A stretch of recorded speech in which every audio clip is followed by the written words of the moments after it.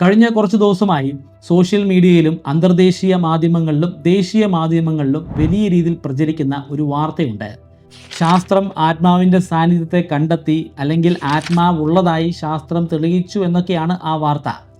പലരും എൻ്റെ അവസാന ചില വീഡിയോകളിൽ കമൻറ്റ് ബോക്സിൽ ഇതിനെക്കുറിച്ചുള്ള കാര്യങ്ങൾ കമൻറ്റ് ചെയ്തിരുന്നു. പലരും ഇതിനെക്കുറിച്ച് ഒരു വീഡിയോ ചെയ്യണമെന്ന് എന്നോട് ആവശ്യപ്പെടുകയും ചെയ്തു. അതിൻ്റെ അടിസ്ഥാനത്തിലാണ് ഞാൻ ഇതിൻ്റെ സത്യാവസ്ഥ എന്താണെന്ന് മനസ്സിലാക്കാൻ ശ്രമിച്ചത്. ആദ്യം ഞാൻ കരുതിയിരുന്നത് ഇത് തെറ്റായിട്ടുള്ള ഒരു പ്രചാരം മാത്രമായിരിക്കുമെന്നാണ്. എന്നാൽ ഇത് ശരിക്കും ഒരു ജേണലിൽ ശാസ്ത്ര പ്രബന്ധമായിട്ട് പബ്ലിഷ് ചെയ്തിട്ടുണ്ടെന്ന് എനിക്ക് മനസ്സിലാക്കാൻ സാധിച്ചു. ഫ്രോണ്ടിയർ ഓഫ് സൈക്കോളജി എന്നാണ് ആ ജേണലിൻ്റെ പേര്. ഇത് എത്രമാത്രം സീരിയസ് ആയിട്ടുള്ള ഒരു ജേണലാണെന്ന് മനസ്സിലാക്കാൻ ഞാൻ വെബ് ഓഫ് സയൻസിൽ ഒന്ന് പരിശോധിച്ച് നോക്കി. അപ്പോഴാണ് ഇത് വെറും ഒരു തട്ടിക്കൂട്ട് ജേണലല്ല, ഇത് SSCI ഇൻഡെക്സ്ഡ് ജേണലാണെന്ന് മനസ്സിലാക്കിയത്. അതായത് സോഷ്യൽ സയൻസ് സൈറ്റേഷൻ ഇൻഡെക്സ് ചെയ്തിരിക്കുന്ന ഒരു ജേണലാണ്. വളരെ ഗൗരവത്തോടുകൂടി പിയർ റിവ്യൂ നടത്തിയതിന് ശേഷം മാത്രമാണ് ഇതിലെ പ്രബന്ധങ്ങൾ പബ്ലിഷ് ചെയ്യുന്നത്. പിയർ റിവ്യൂ എന്ന് കൊണ്ട് ഉദ്ദേശിക്കുന്നത് അതേ മേഖലയിൽ തന്നെ ഗവേഷണം നടത്തുന്ന മറ്റ് ഗവേഷകരെ കൊണ്ട് അതിൽ വീണ്ടും പഠനങ്ങൾ നടത്തി അത് കൃത്യമാണെന്ന് ഉറപ്പുവരുത്തിയതിന് ശേഷം മാത്രം പബ്ലിഷ് ചെയ്യുന്ന പ്രക്രിയയാണ് നമ്മൾ പിയർ റിവ്യൂ എന്നുകൊണ്ട് ഉദ്ദേശിക്കുന്നത്. ഇംപീരിയൽ കോളേജ് ലണ്ടനിലെ ഗവേഷകരാണ് ഈ പ്രബന്ധം പബ്ലിഷ് ചെയ്തിരിക്കുന്നത്. ഇതിൻ്റെ അബ്സ്ട്രാക്റ്റ് സാധാരണക്കാർക്ക് പെട്ടെന്ന് ഈസി ആയിട്ട് വായിച്ചു മനസ്സിലാക്കാൻ പറ്റുന്ന രീതിയിലല്ല. കോംപ്ലക്സിറ്റി നിറഞ്ഞിട്ടുള്ള പല ടേമുകളും ഇതിൽ പരാമർശിച്ചിട്ടുണ്ട്. പക്ഷേ സാധാരണക്കാർക്ക് മനസ്സിലാകുന്ന ഭാഷയിൽ അവതരിപ്പിക്കാനുള്ള ഒരു ശ്രമമാണ് ഈ ഒരു വീഡിയോ.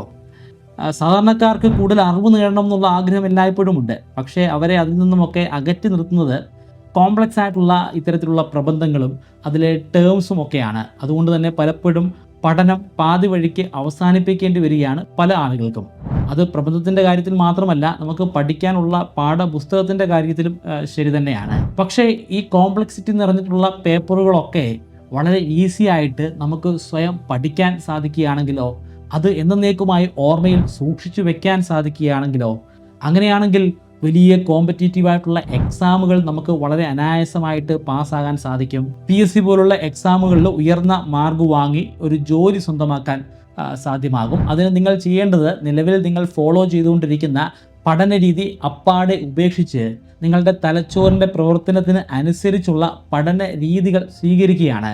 കൂടാതെ പല മെമ്മറി ട്രിക്കുകളും മെമ്മറി കോഡുകളും നമുക്ക് ഉപയോഗിക്കാം. ഞാൻ എൻ്റെ പഠന കാലഘട്ടങ്ങളിൽ ഇതേ മെത്തേഡുകളാണ് ഫോളോ ചെയ്തത്. അതിലൂടെ എനിക്ക് ഒരുപാട് കാര്യങ്ങൾ അച്ചീവ് ചെയ്യാൻ സാധ്യമായി. ആ കാര്യങ്ങളൊന്നും ഞാനിവിടെ പരാമർശിക്കുന്നില്ല. അറിയാൻ താല്പര്യമുള്ളവർക്ക് ഈ ചാനലിൻ്റെ ഡിസ്ക്രിപ്ഷൻ ഒന്ന് പരിശോധിക്കാം. അവിടെ ഞാൻ ഡീറ്റെയിൽ ആയിട്ട് എല്ലാ കാര്യങ്ങളും വിശദീകരിച്ചിട്ടുണ്ട്. ഇതേ മെത്തേഡുകൾ നിങ്ങൾക്കും ഉപയോഗിക്കാൻ സാധിക്കും. 25ഓളം ചാപ്റ്റേഴ്സ് അടങ്ങുന്ന ഒരു കോഴ്സ് ബ്രൈറ്റ് കേരളൈറ്റിൻ്റെ വെബ്സൈറ്റിലും അതുപോലെ ആൻഡ്രോയിഡ് ആപ്ലിക്കേഷനിലും തുടങ്ങിയിട്ടുണ്ട്. 3000 രൂപയാണ് കോഴ്സിൻ്റെ ഫീ. എന്നാൽ ഇപ്പോൾ രജിസ്റ്റർ ചെയ്യുന്നവർക്ക് 20% ഡിസ്കൗണ്ട് ലഭ്യമാകുന്നതാണ്.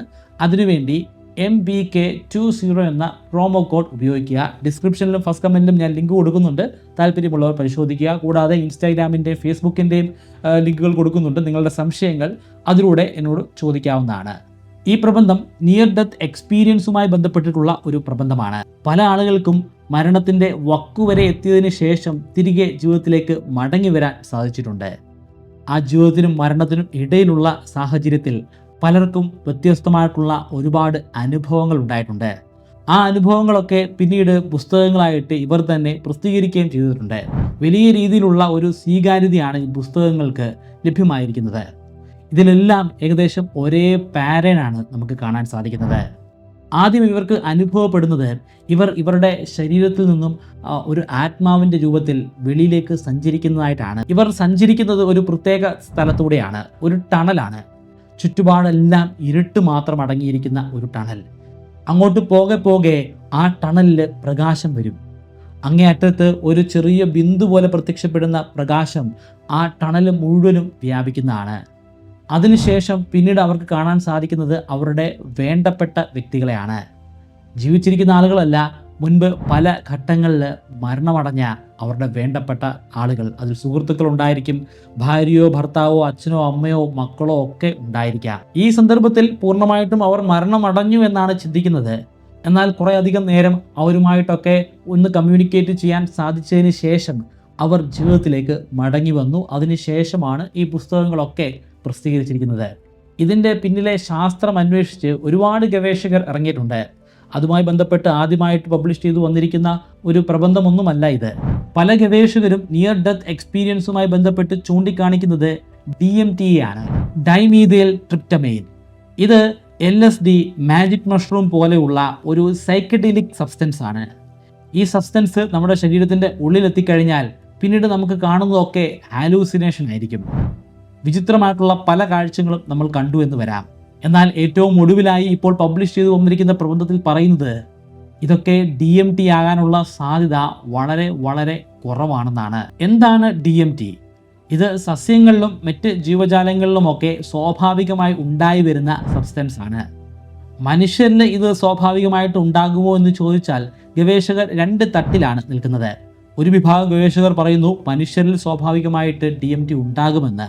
എന്നാൽ മറ്റു ചില ഗവേഷകർ പറയുന്നത് അങ്ങനെ DMT ഉണ്ടാവുകയില്ലെന്നാണ്. നമ്മുടെ ശരീരത്തിൽ ഉണ്ടായെങ്കിലും ഇല്ലെങ്കിലും കൃത്രിമമായിട്ട് നമ്മുടെ ശരീരത്തിൻ്റെ ഉള്ളിൽ എത്തിക്കാൻ സാധിക്കും, പുകവലിയുടെ രൂപത്തിലും ഇഞ്ചക്ഷൻ്റെ രൂപത്തിലും.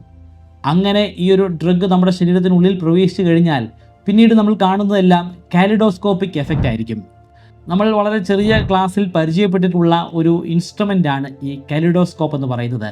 ആ കാലിഡോസ്കോപ്പിൻ്റെ ഉള്ളിൽ നമ്മൾ ചില വളപ്പൊട്ടുകളൊക്കെ ഇടും. വളപ്പൊട്ടുകളൊക്കെ ഇട്ട് കഴിഞ്ഞാൽ അതിൻ്റെ ഉള്ളിലേക്ക് നോക്കുമ്പോൾ വളരെ മനോഹരമായിട്ടുള്ള ദൃശ്യങ്ങളായിരിക്കും നമുക്ക് കാണാൻ സാധിക്കുക. ഒരേ വസ്തുവിനെ തന്നെ പല വലിപ്പത്തിൽ പല രൂപത്തിൽ നമുക്ക് പല സ്ഥലങ്ങളിലായിട്ട് കാണാൻ സാധിക്കും. നമ്മൾ ഈ ചുറ്റുപാട് മുഴുവനും അങ്ങനെ കാണാൻ സാധിക്കുകയാണെങ്കിലോ ഓരോന്നിൻ്റെ നിറം അത് കുറേ കൂടി കാഠിന്യമുള്ള ഒരു നിറമായിട്ട് നമുക്ക് അനുഭവപ്പെടും. നമ്മൾ കാണുന്നത് വിചിത്രമായിട്ടുള്ള ഒരു ലോകത്തെ ആയിരിക്കും. ഇവിടെ കാണുന്ന മനുഷ്യർ ശരിക്കും മനുഷ്യരുടെ രൂപത്തിലേ ഉള്ള ആളുകളായിരിക്കുകയില്ല.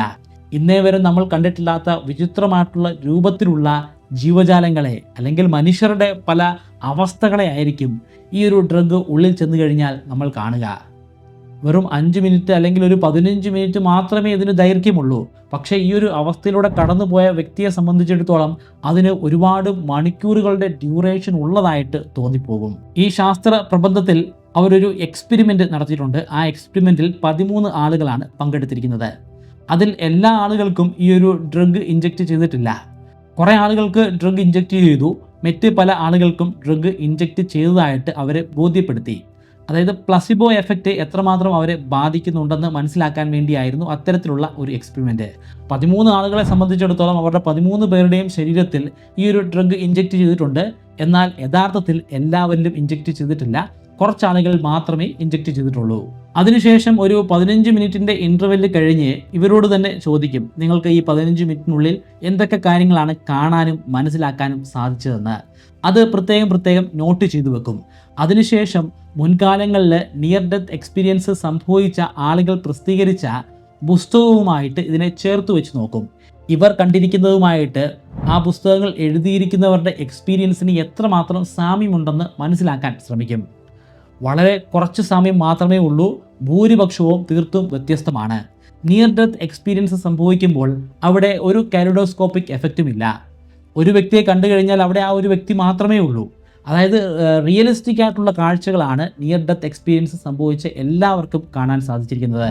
മരണമടഞ്ഞിരിക്കുന്ന ഒരു വ്യക്തിയെ കണ്ടു കഴിഞ്ഞാൽ ആ വ്യക്തി സാധാരണ ഒരു മനുഷ്യനെ പോലെ തന്നെയാണ് കാണപ്പെടുന്നത്. പക്ഷേ DMT ഡ്രഗ് ഇഞ്ചെക്റ്റ് ചെയ്ത വ്യക്തിക്ക് അങ്ങനെ ഒരു വ്യക്തിയെ കാണാൻ സാധിക്കില്ല. അയാൾ കാണുന്നത് വിചിത്ര രൂപികളായിട്ടുള്ള ജീവജാലങ്ങളെ മാത്രമായിരിക്കും.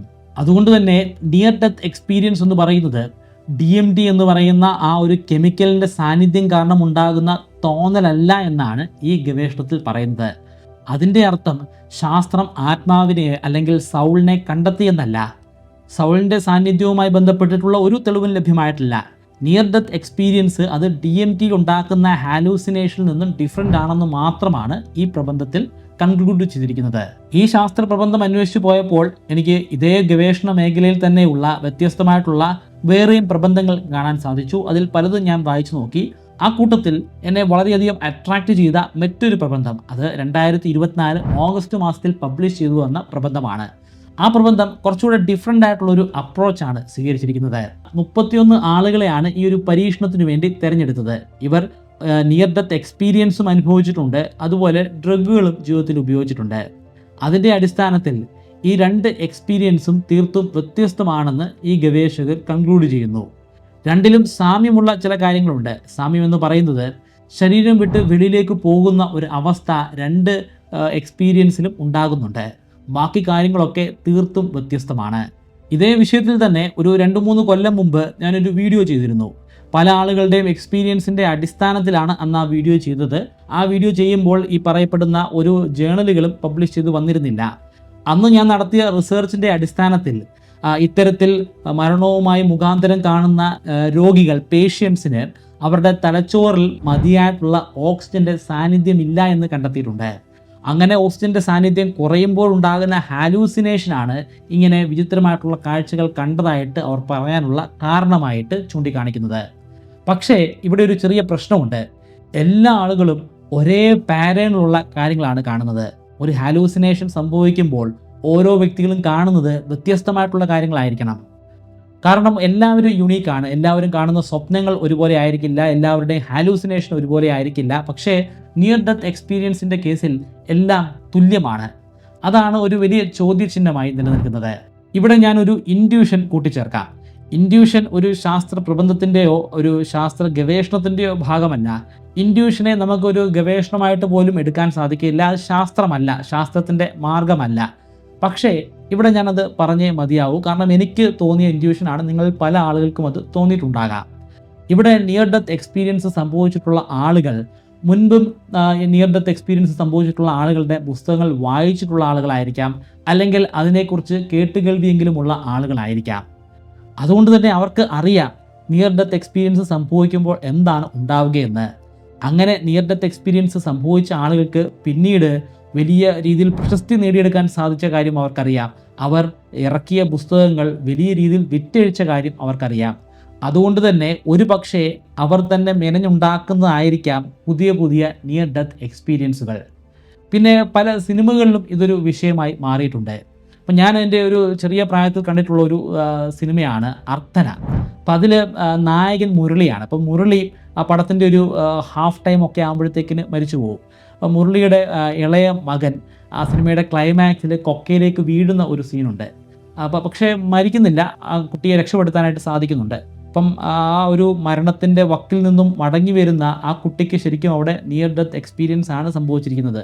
ആ കുട്ടി പറയുന്നത് ആ മരണത്തിൻ്റെ ആ വക്കത്ത് വെച്ച് ആ കുട്ടിക്ക് മരിച്ചുപോയ മുരളിയെ, അതായത് ആ കുട്ടിയുടെ അച്ഛനെ കാണാൻ സാധിച്ചു എന്നാണ്. അതൊരു നിയർ ഡെത്ത് എക്സ്പീരിയൻസ് ആണ്. വളരെ ചെറിയ പ്രായത്തിൽ ഞാൻ കണ്ടതാണ്. എൻ്റെ മനസ്സിലത് കിടപ്പുണ്ട്. ഒരുപക്ഷെ എനിക്ക് അത്തരത്തിലുള്ള ഒരു സ്റ്റേജിലൂടെ കടന്നു പോകാൻ സാധിക്കുകയാണെങ്കിൽ ചിലപ്പോൾ ഞാനും കാണുന്നത് ഏതാണ്ട് അതേ രീതിയിലുള്ള ഒരു ദൃശ്യമായിരിക്കാം. ഞാൻ അഗാധമായ ഒരു കൊക്കയിലേക്ക് പോകുന്നതായിട്ടും അവിടെ വെച്ച് മരണമടഞ്ഞ് എൻ്റെ വേണ്ടപ്പെട്ട ആളുകളെ കാണുന്നതായിട്ടും ആയിരിക്കാം. അത് ഒരുപക്ഷെ ഞാൻ ഉണ്ടാക്കിയെടുക്കുന്ന ഒരു കഥയായിരിക്കാം. പ്രശസ്തിക്ക് വേണ്ടിയും അല്ലെങ്കിൽ ഒരു പുസ്തകം ഇറക്കാൻ വേണ്ടിയും ഒക്കെ ചെയ്യുന്നതായിരിക്കാം. അതുമല്ലെങ്കിൽ ഞാൻ സബ് കോൺഷ്യസ് ആയിട്ട് അങ്ങനെ ചെയ്തു പോകുന്നതായിരിക്കും. കാരണം എൻ്റെ മനസ്സിൻ്റെ ഉള്ളിൽ ആ ഒരു കഥ അങ്ങനെ കിടക്കുകയാണ്.